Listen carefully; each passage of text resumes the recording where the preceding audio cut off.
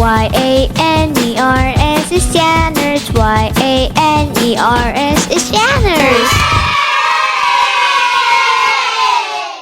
Annyeong! So, ang tagal kong hindi nag-vlog ng ganito. Usually, kapag ako ay nag-vlog, short vlogs lang na ina-upload ko sa Facebook. Pero yung ganito na i-upload ko sa YouTube na vlog, kagaya nung, dito pala, hindi na ako marunong mag-vlog gamit itong camera. So, hindi katulad dati na every week meron akong vlog dito sa YouTube.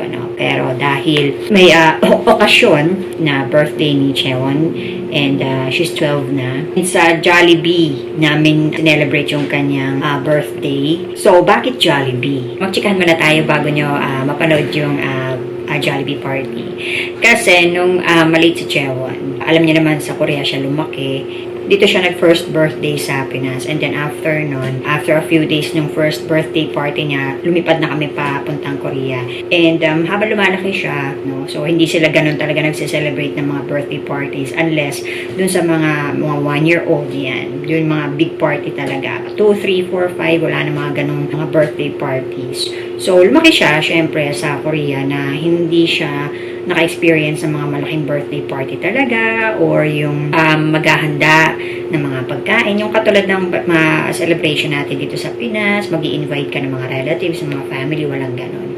So, lumalaki siya na kapag nag-birthday siya, kami lang tatlo. Ako, si Machete, at saka siya, nag-out of town kami, punta kami sa mga pension, sa hotel, mag-overnight kami. So, ganun palagi. Or sa bahay. Nung maliit pa siya, binabanggit ko yung sa Jollibee na sabi ko, one day, mag-birthday party ka sa Jollibee, masaya doon. Kasi gusto ko na ma-imagine pa niya kung ano yung klase ng birthday party dito, kung paano tayo mag-celebrate ng birthday party. So, ine-explain ko sa kanya yung sa Jollibee, yung mga bata doon nag-celebrate ng birthday. So, gusto mo ba doon ka rin mag-celebrate one day?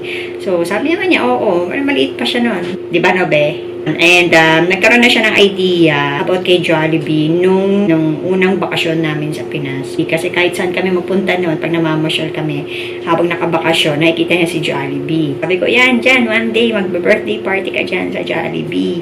And hindi lang si Jollibee. Marami na rin akong kinikwento sa kanya noon. Kahit nung maliit pa siya, yung paano yung lifestyle dito sa Pinas, na kung ano ang meron sa Pinas, mga ganang bagay, both positive and negative. Kumbaga, kahit maliit pa siya noon, nire-ready ko na yung kanyang mind kung ano yung meron dito sa Pinas. Kasi alam ko na one day, magfo-for good kami dito sa Philippines. So, parang binibigyan ko na siya ng mga ideas, no? Tinikwentuhan ko siya nung maliit pa siya na sa Pinas, masaya ang Christmas, masaya ang New Year, traffic, na maraming tao, siksikan, mainit. So, both positive and negative yung kinikwento ko sa kanya nung siya ay maliit pa. Na lumalaki siya, nagkaroon na siya ng idea. Di ba, Nabe? Kung ano ang meron dito sa Pinas. Ito na yung pang ano mo, di ba? Pang third birthday mo dito, no? No? Oh, yeah. Oo, pang third birthday. Kasi nung unang dumating kami dito, October, nung umuwi na talaga kami dito, October 2022, and that time kasi sobrang busy pa, pagod pa, kaya wala talagang celebration, ano? Simpleng handaan lang. And then, anong 2023, last year, October, tinanong ko din si Chewan, gusto niya kasama yung mga family members. So, nagkaroon lang ng medyo konti ba yung handaan, no? Last year, hindi eh. Medyo marami-rami din eh. Kasama yung family. Ayan. And then, itong year talaga, tinanong ko siya, sabi ko, kasi inisip ko, malaki na siya, nagdadalaga na siya, baka hindi na siya interesado mag-party sa Jollibee. Pero, tinanong ko pa rin siya. Sabi ko, kung gusto mo bang mag-party sa Jollibee, anong sagot mo, be? Bahala ka. Bahala ka. So, parang feeling ko na, baka ayaw na niyang mag-party sa Jollibee kasi dalaga na siya. Nung una, parang pa-joke-joke lang na gusto mong mag-party sa Jollibee, o bahala ka. And then, lagi kitang tinatanong noon, diba, kung gusto mong mag-party sa Jollibee. So, sabi niya, yes. Doon ka nga, nagpa-vlog ako. Doon ka nakikinig. Smosa talaga to. Doon ka. Natupad na rin yung parang, masasabi ko na promise ko sa kanya yun nung maliit pa siya na mag-Jollibee party siya. And ngayon natuloy na. So doon sa Jollibee, tinanong ako nung isang host doon na kung bakit daw napili ko yung Jollibee para mag-celebrate ng birthday niya. Dahil gusto ko, bago siya magdalaga, yung tuluyan na siya magdalaga, ma-experience niya, yung mga na-experience ng ibang kids na nag-Jollibee party. Ayun, ngayon na-experience na niya na mag-Jollibee party. So, that's the first and last. Pero malay mo naman, di ba? Pag medyo tumanda ka na, kung bet mo pang mag-Jollibee party. So, kumusta naman ang Jollibee party mo, be? Masaya ba? Uy! Kumusta naman yung Jollibee party mo? Masaya ba? Yeah. Masaya, sobra. Masaya yung party. Lahat maayos. Simula nung nag-inquire kami sa Jollibee party, yung mismong birthday, lahat maayos. Yung mga host, magagaling, maayos yung mga host, yung preparation, yung mga lahat ng, syempre, family members nandoon din. Kasi talagang family lang. And mga iilang kaibigan lang talaga. So, sabi nga nung host doon sa Jollibee, kayo lang po ba? Sabi ko, oo, kami lang. Siguro may 20 kami or nasa 21 kami. Kaya aalog-alog kami doon sa venue. And masaya kasi hindi siksikan. Yung walang hiyaan. Kasi nga, kami lang. So, kapag nagpa-games, nagpasayaw, lahat game na game. Kasi nga, magpapamilya eh. So, wala nang hiyaan ba kung baga sa ganun. Kaya lahat masaya hanggang sa natapos yung party. Nagsiuwian kami lahat na masaya, na may bit-bit kami ng mga pagkain. And then, after nun, actually may party pa. Si Yono naman. Si Yono, nakuha namin si Yono nung birthday ni Chewan last year. So, sinabay ko na yung birthday ni Yono kay Chewan para sabay na lang sila mag-birthday. So, nung bandang hapon, si Yono naman yung nag-birthday na 1-year-old na siya. Ayun lang, masaya na magastos. Pero okay lang. Kasi lahat naman talaga ay nag-enjoy. So, ito na yung party nung sa Jollibee. Johnny, morning, evening, everyone. Maaari ko bang magsimad kayo ang lahat para sa ating grand entrance. Tapos gusto ko pa pumapasok siya, palakpakan mo tayo ng malakas.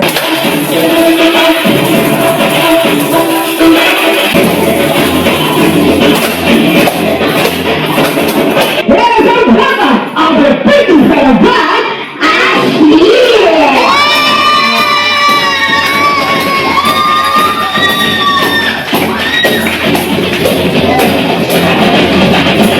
Kaya naman, isang binasayang palakpakan naman tayo sa... Name of the Father, and of the Son, and of the Holy Spirit. Amen. Our Father who art in heaven, hallowed be thy name.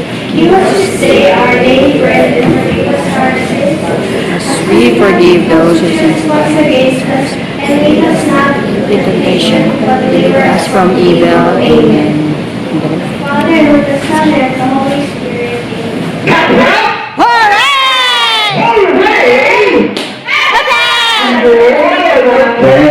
Hindi lang kayo mapinalapan, may pagpipilihan po kayo kung easy or difficult question. Si Daddy muna. Okay, Daddy, easy or difficult? Easy. Easier. Okay, naman kay Mami yung difficult. Okay, naman Daddy, itong easy question ko po, kailangan niyo pong masagot. Okay naman Daddy, are you ready? Yes, okay naman. Daddy, for your easy question, if you are given a chance to be the next president of the Philippines, what is your advocacy? I will give higher salary to everyone.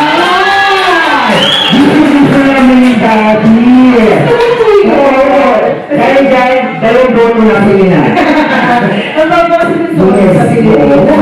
Si Ma'am, maganda ng salon ni Daddy. Si Ma'am kaya, Ma'am, are you ready? Ito lang naman versus ni Mami. Kaya yun, Mami. Mami, are you ready for your difficult question? Ready. Okay, Mami, for your difficult question, give me a 4 major branches of science. 4 major branches. Botany, biology, chemistry, physics. Wow! Ang talino naman ang pero hindi ko talaga yung katanungan na. Ano muna yung katanungan ngayon dahil sinasalabi natin ang birthday Ashley dito sa Jollibee siya na kasi first time niya magpa-party sa Jollibee. Ang ganitong klaseng party. And syempre, usually mga bata, Jollibee party. So sabi ko, parang na-experience niya bago siya magdalaga, yung magkaroon siya ng Chicago Kitty Party. Okay. At Ashley, anong nalalap naman mga nasa-celebrate ang yung birthday mo sa Jollibee? Happy and excited. Okay. Wala pa ka nang nasa Jollibee? Happy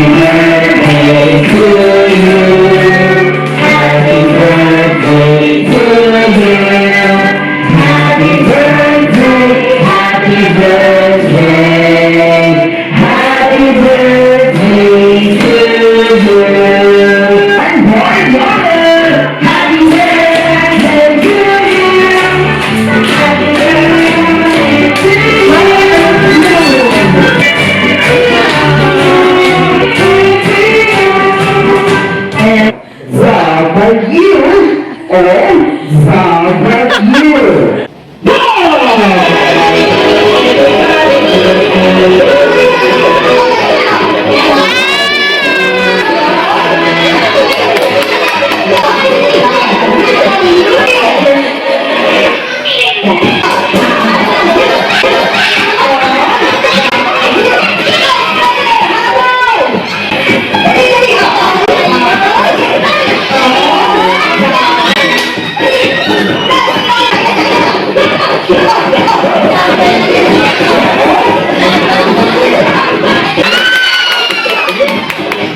Expel O!